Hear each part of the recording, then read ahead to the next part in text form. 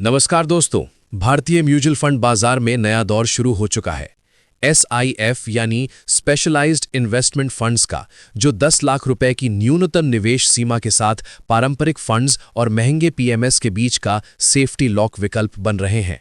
बाजार गिरे तो भी आपका पैसा डूबने से बचेगा, क्योंकि इनमें लॉन्ग शॉर्ट रणनीति से फंड मैनेजर गिरावट में भी मुनाफा कमा सकते हैं। क्या है ये सेफ्टी लॉक? आम म्यूचुअल फंड में अगर बाजार 20% गिरा तो आपका NAV भी उतना ही लुढ़क जाता है, लेकिन SIF में मैनेजर्स को 25% तक शॉर्ट एक्सपोजर की छूट है। मतलब गिरते शेयरों पर एडवांस डेरिवेटिव से प्रॉफिट बुक करके लॉन्ग पोजीशन के नुकसान को बैलेंस किया जा सकता है। बंधन, ICICI प्रूडेंशियल और 361 जैसे दिग्गज इसी रणनीति पर नए फंड लॉन्च कर चुके हैं। SIF की 3 मजबूत सुरक्षा परतें इसे अलग बनाती हैं। पहला, 10 लाख का एंट्री बैरियर। ये उन सीरियस निवेशकों के लिए है जो जोखिम समझते हैं। PMS के 50 लाख या AIF के 1 करोड़ से काफी सस्ता। दूसरा, 15 दिन का redemption notice period. Panic selling में मैनेजर को औने पौने दाम पर एसेट्स न बेचने पड़े। तीसरा, CIO को कम से कम 5,000 करोड़ AUM के 10 साल का एक्सपीरियंस अनिवार्य, यानी प्रोफेशनल हैंडलिंग गारंटीड।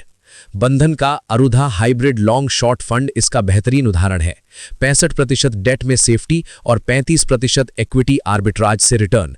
FD से बेहतर, इक्विटी से कम रिस्की। ICICI के SIF mid cap small cap hedging पर फोकस्ड है, जहां टॉप 100 से बाहर के शेयरों में स्मार्ट प्रोटेक्शन मिलता है। नवंबर 2025 तक इन फंड्स ने 2,900 करोड़ से ज्यादा AUM जुटा लिया। लोकप्रियता का सबूत। 10 लाख निवेश आपके लिए सही है? अगर आपका पोर्टफोलियो 20-25 लाख का है और बाजार की गिरावट से परेशान है, तो SIF सुरक्षा कवच बन सकता है। हेजिंग से ड्रॉडाउन कम होगा, लेकिन रिडेम्पशन में 15 दिन का इंतजार समझना जरूरी। टैक्स में भी स्मार्ट स्ट्रक्चर। हाइब्रिड मॉडल से कैपिटल गेन ऑप्टिमाइज होता है। क्वांट, SBI, टाटा जैसे प्लेयर्स पहले से रेस में हैं। बाजार के उतार चढ़ाव में सेफ्टी चाहते हैं तो SIF पर नजर रखें। ये नया दौर निवेश को स्मार्ट डिफेंसिव बना रहा है। अगर ये MF टिप्स काम की लगी हो तो वीडियो को लाइक कीजिए, इसे शेयर कीजिए ताकि बाकी निवेशक भी गिरते बाजार में सेफ ऑप्शन समझ सकें, और रोज की ऐसी प्रैक्टिकल फाइनेंस सलाह के लिए चैनल को सब्सक्राइब जरूर कर लीजिए।